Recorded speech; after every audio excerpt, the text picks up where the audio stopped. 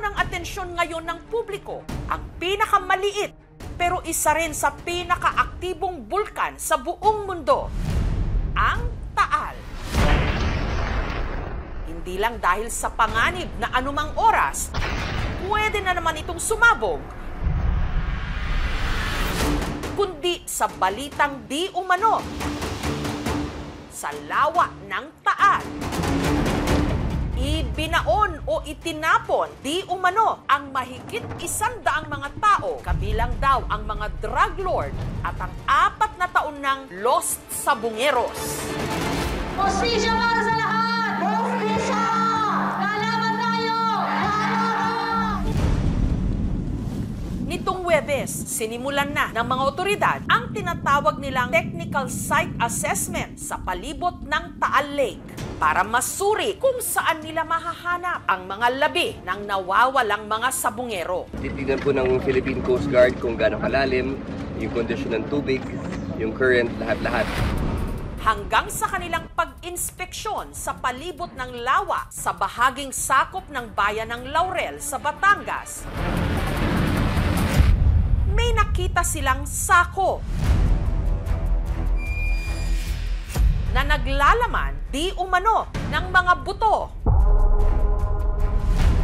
Nung mga sandaling yon, ang ilang kaanak ng lost sabungeros, kabilang na sina Ederlyn at si Nanay Carmen Malaca, kaanak ng nawawalang mananari mula Bulacan na si Edgardo Malaca Jr., nasa opisina ng Philippine National Police CIDG o ang Criminal Investigation and Detection Group sa Calamba, Laguna para mag-update ng kanilang mga salaysay. Pag nakita ng mga bangkay, malaki po ang tulong sa amin. Maya-maya pa, bigla silang napaiyak sa nakarating sa kanilang balita.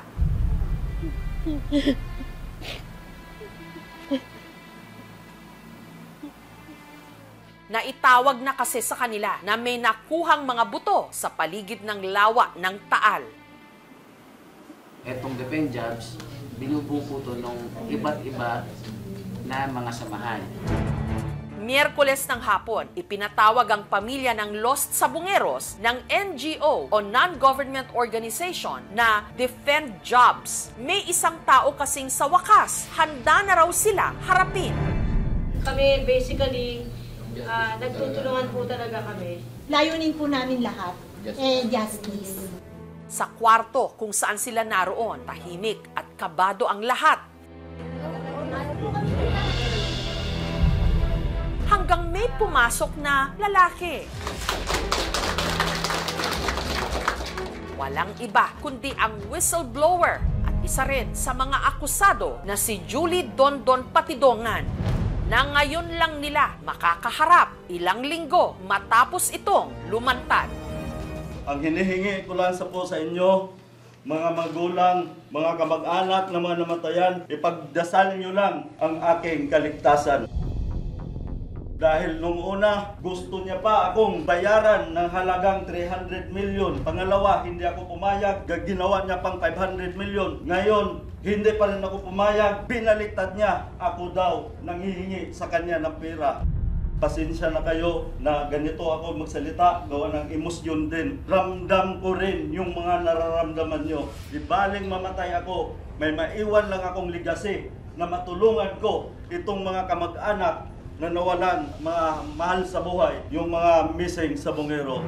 Ang taong kinasuhan at halos isumpa na nila noon dahil sa pagkakasangkot sa pagdukot sa nawawala nilang mga kaanak, ang siya nilang ngayong kakampi.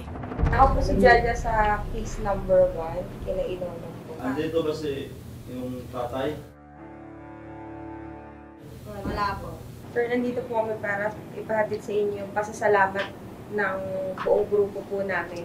Matagal po ko namin inintay ito, matagal namin ipinagdasal ito na sana na magkaroon kami ng sapat na ebidensya para labanan yung kalaban namin, pero mas malaki pa yung ibinigay sa amin ni Lord. Swerte natin, yung pinapapatay niya na isang city councilor. Yes. Na Kalamba. Buti ka mo natawagan ko. Sabi ko, pinapapatay ka naman niya itong ako mismo, alam ko. Kaya ngayon, pinasuhan na rin siya at mag-witness na rin siya. Kami yung tigatanay na unang nagpaputok nitong issue na to kasi unang-una ang goal talaga namin is para matigil yung mga nawawala sa sabungan. Huwag ka na, Meknay, kay baka kakirin mauna pa ako mamatay sa'yo. May sakit din ako sa puso. Kaya inibayan ko ang loob ko. Ayaw ko na may matanda na umiiyak sa harap ko. Kasi ito na kasi hindi man pwede pumunta tayo dito para mag-iyakan. Ang atin dito, pumunta tayo dito para mag-ano tayo ng hustisya. Kung iiyakan nyo ako, mas lalo akong hihina. Ipinakita ni Ederlyn kay Dondon ang larawan ng nawawala niyang kapatid. Tatandaan niyo po ba to?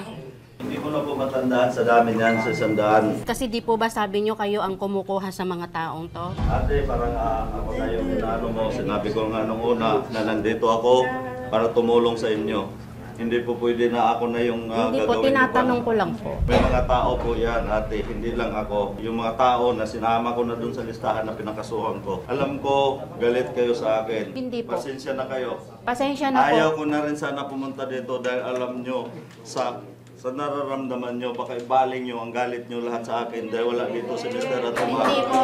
Hindi, hindi po sa Kaya ganun. ako pinilit pumunta dito para makita nyo. Dapat yung galit nyo na ngayon, nakita natin si Mr. Atong doon natin. Di ba? Kapag ako namatay, wala na kay justisya lahat. Dahil ako ang susi, ako ang master key. Bukas, mayroon tayong pupuntahan, mag-file na tayo, justisya ng mga kamag-anak yung namamatay, kamag-anak yung nawala. Yun ang pinaglaban natin. Maraming salamat po sa inyo.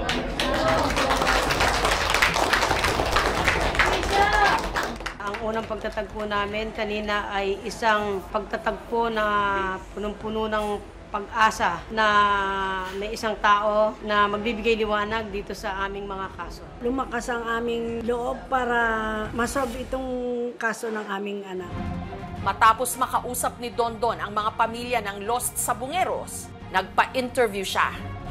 Dondon, maraming salamat sa interview na ito, ha? Paano mo nakakaya itong lahat ng ito ngayon? Nung simula nung narinig ko na ubusin na pati mag-ina ko, gusto niya nang patayin. Lumutang na ako dahil buhay na ang pamilya ko nakasalalay.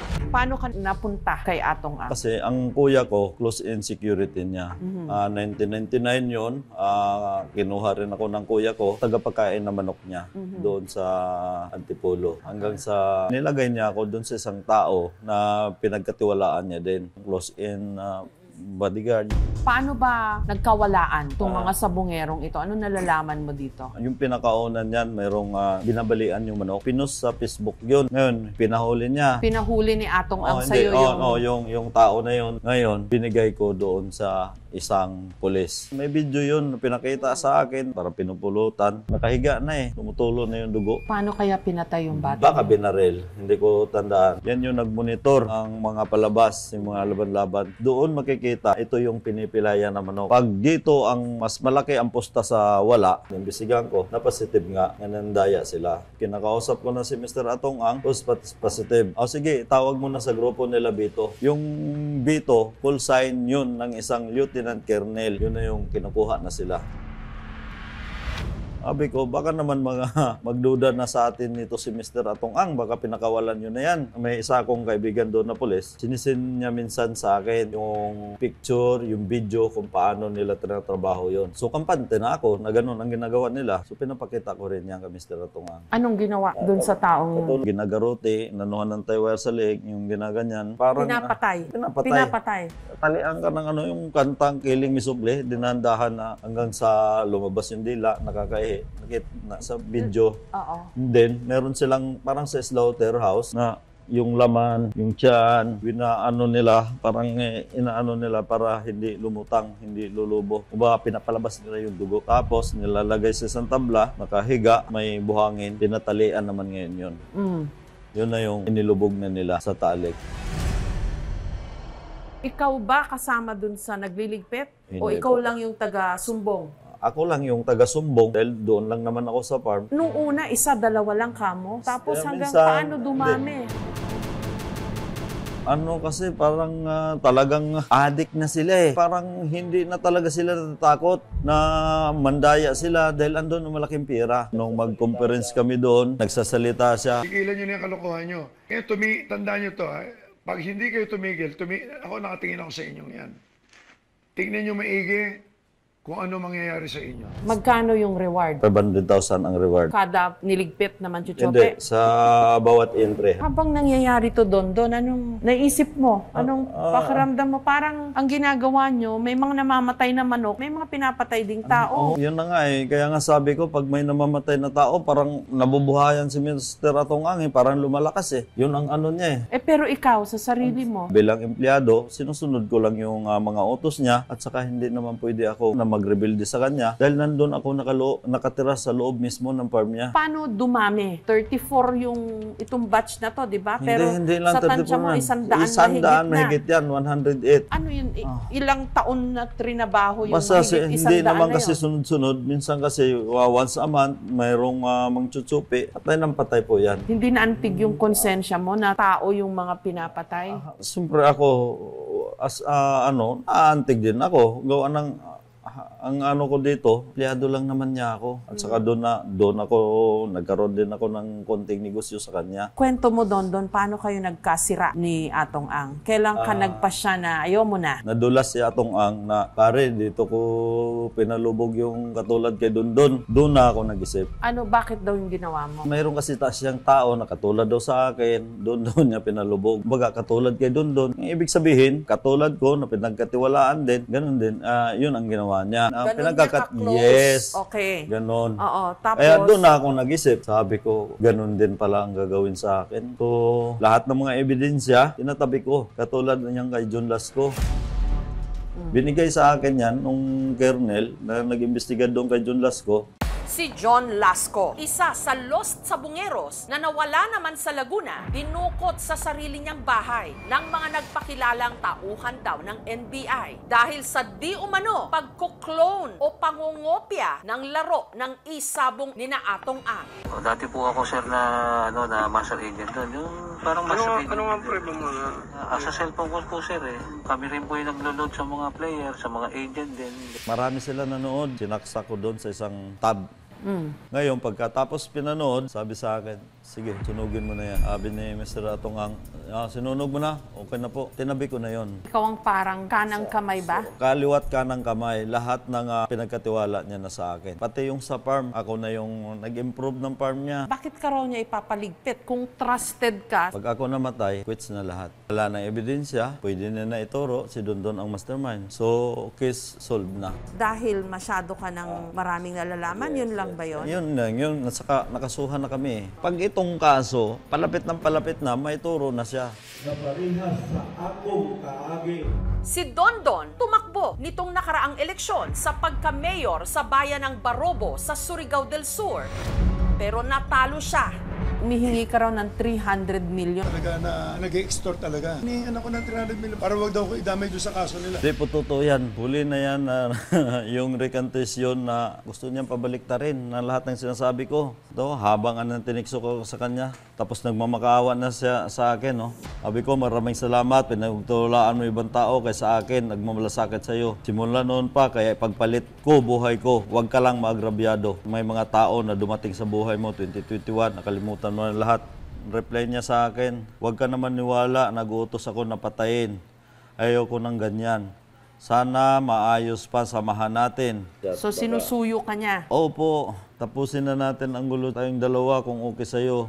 Anong reaction niya nung lumabas ka na sa media? Hindi ka na niya tinext? Ito na lang yung last text niya. May panahon pa magbago ang mga tao. Ang sabi ko sa kanya, sige, Panginoon na lang bahala sa inyo. Meron pa akong boses nila dalawa na konversasyon ng isang artista. Plano ni Atong, patayin yan lahat. Buong pamilya na. Doon, mag-isip ka doon. Hindi ka na magsinungaling. Tinuring kita parang anak ko eh. Hindi ko alam na ganyan kakasama. Pati ako, papatayin mo pa, kikidnapin mo pa ako. Pero Don, ang lumalabas sa publiko, yung sinasabi mo, iba sa sinasabi niya. Kaya hinahamon ko siya magpalay detector kaming dalawa dahil lahat ng sinasabi ko, walang kasinungalingan.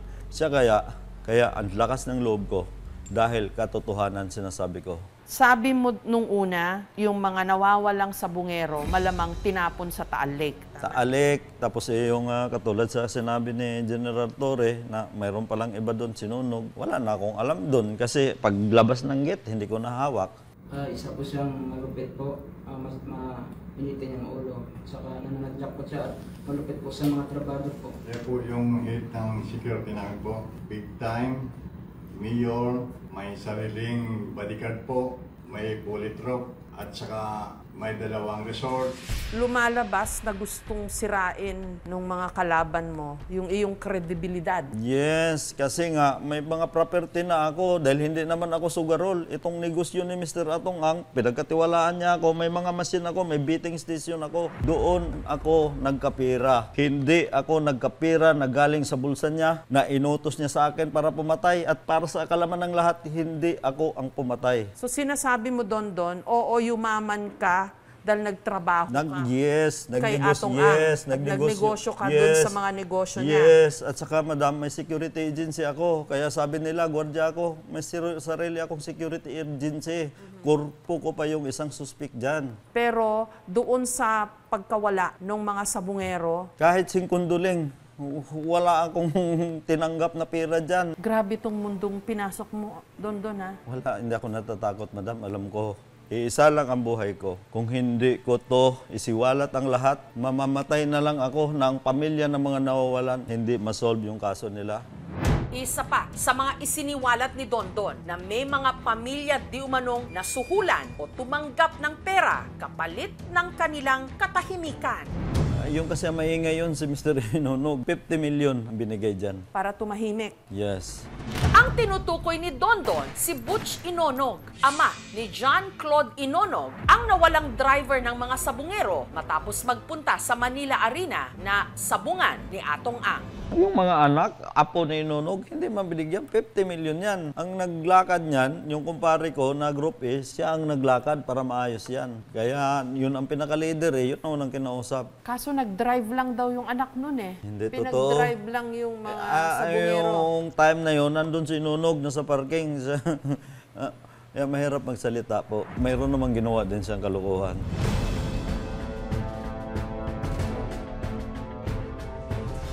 Minsan na ring inilahad ni Dondon na ang mga nasa likod ng pagkawala ng mga sabungero may magkakaparehong tattoo, simbolo ni Saint Michael the Archangel. Si Dondon, meron din daw nito. Isang kernel, tinatuan niya ako para sali doon sa isang grupo para solid kami. Ang samahan. Samahan. Itong mga kasama mo na may tattoo, nasa na ngayon? May mga pulis, ewan ko kung nandyan nasa krami. Puro pulis ba yung mga kasama? Yes, may civilian din na bit-bit din nila. Yung pulis na yan, yun yung ikinanta ko. Sila yung nagbibit-bit. Lahat kami may tattoo dito. Oo. Pero yung iba, nagpabago na. Siyempre, ako'y galit. Wala tayong choice kundi mag-issue ng motu proprio order para imbestigahan kung talagang involved nga ang ating mga kapulisan. Doon parang ang weird lang, no? Nandun kayo sa larangan ng pagpatay o pagligpit sa mga nandadaya, pero meron pa kayong mga patatu-tatu ni Michael the Archangel. Tama ba? Hindi ba yun parang masama? Kung nakita na nila, nagsiwalat na ako sa social media, may isa nang ito, halata naman. Pinaiba. Pinatabunan na. Nawala na yung ano. Kaya magtaka lahat, pag nagbago na lahat ng mga tattoo sa likod, basta ito ang original. Don, di ba 6 kayong akusado? Yes. Ikaw lang yung tumiwalag. Ako yung tumiwalag at saka yung walang kasalanan talaga, binitbit ko. 4 na lang yung kay Atong Ang pa. Takot po kami dahil pinagandaan po kami at sinabihan po kami na umalis na po kami para hindi kami madamay. Kaya natatawa ako. Sabi ko, sige, lumabas kayo para kung kayo ang imbestigahin. Isa lang yung sinasabi nyo. Pag binaliktad ng tanong yun, aywan ko kung hindi mangungutal pag tinanong yun. Sinubukan naming kunan ng pahayag ang iba pang mga akusado na tinutukoy ni Dondon. Ngunit hindi sila tumugon sa aming mga mensahe. May gusto ka bang sabihin kay Atong Ang? 1,000% walang kahit kunting pagsisinungaling dito. Ikaw ang mastermind dito. Tauhan mo lang ako, Mr. Atong Ang. Kung hindi mo lang pinapapatay buong pamilya ko, baka kaibigan pa tayo hanggang ngayon. Saan mo dadalhin lahat ito? Hanggang sa huli. Ang gusto ko, makamit ang hustisya. Hindi lang para sa sarili ko, hustisya ng mga kamag-anak na nawalang sabungero. Hindi madali itong sinuot mong... Pasalamat ako kakampi ko yung gobyerno, lalo na kay Sir Torre. Lahat nakikita ko na hindi niya kaya bayaran ng pera to. Pangalawa, kay SOJ. Marami akong kakampi. Nasa protective custody namin siya sa ngayon, but he is already applying for the Witness Protection Program dahil pag siya ay nag-qualify, ito-turn over namin siya sa DOJ. Sinubukan din naming kuhanin ang panig ni Atong Ang sa pamamagitan ng kanyang abogado na si Attorney Lorna Kapunan tungkol sa mga pahayag ni Dondon, pero tumanggi sila.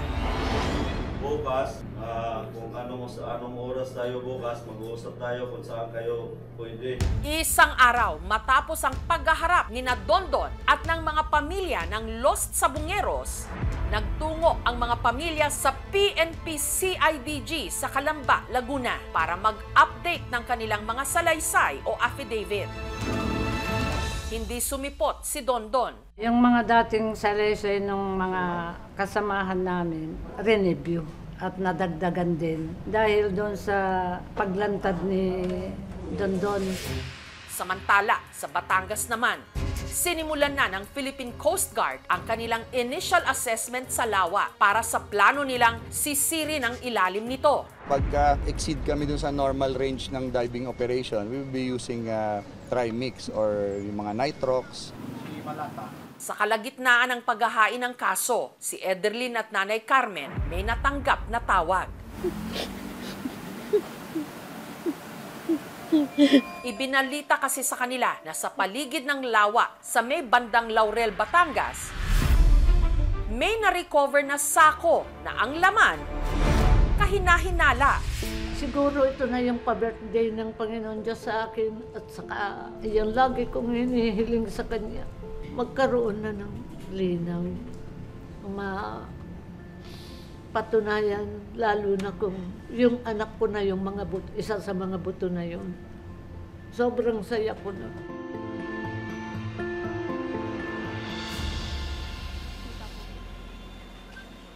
Sina Nanay Carmen kasamang iba pang mga pamilya ng mga biktima agad nagtungo ng Laurel, Batangas. Sa sinasabing buto, syempre gusto namin mag-intay ng official statement tungkol dun sa official results ng forensic nito. Nitong Biyernes, sinimulan na ang aktwal na search and retrieval operations. Pero dahil sa lawak ng lawa na 234 square kilometers at lalim nitong 198 meters, butas ng karayom daw ang pagdadaanan ng grupo.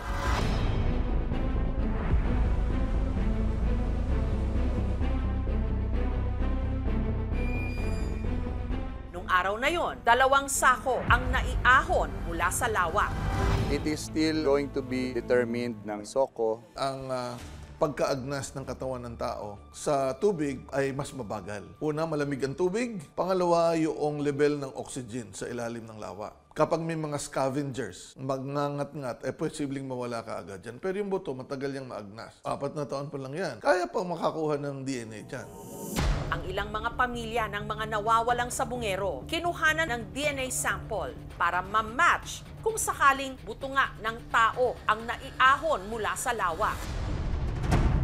Bagamat meron ding mga lumalabas na pagdududa na baka planted o sinadya ang mga natagpuang sako di umano.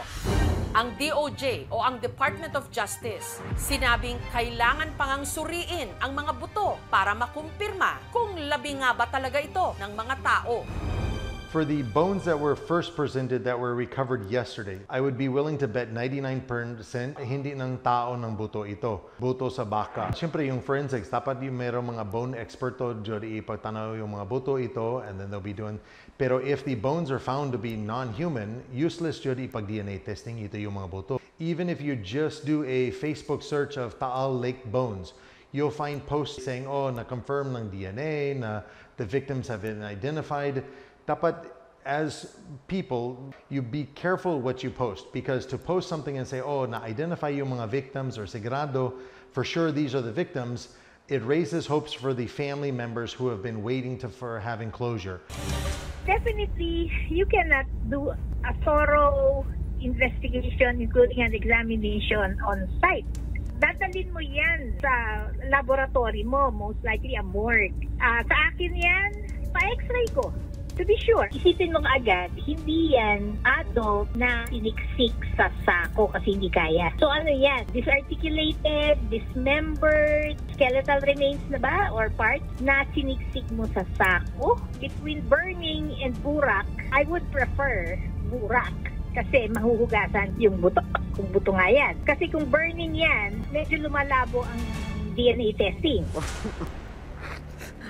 Sobrang sakit at pait yung ginawa nila. Malulupit yung mga tao na yan. Wala silang patawan.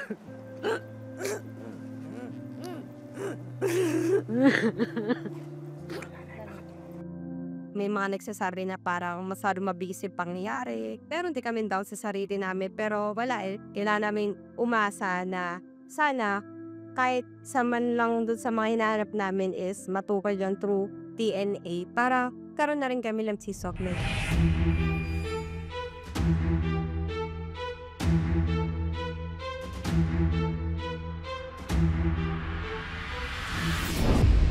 Kaya ang tanong ng mga pamilya ng mga biktima, ganun pa rin. Ano sa mga lumabas ng impormasyon o mula sa magkabilang panig ang totoo? Kailan darating ang katarungan? Hanggat hindi nahuhukay o nasisisid ang buong istorya, hanggat may mga minamahal sa buhay na hindi pa natatagpuan, patuloy silang magtatanong. Ang lawa ng Taal, tahimik sa ibabaw. Nasa ilalim nga kaya nito ang mga sagot sa mga tanong at lihim ng iniwang mga bangungot ng mga hanggang ngayon naghihintay. Thank you for watching, mga kapuso. Kung nagustuhan niyo po ang videong ito, subscribe na sa GMA Public Affairs YouTube channel. And don't forget to hit the bell button for our latest updates.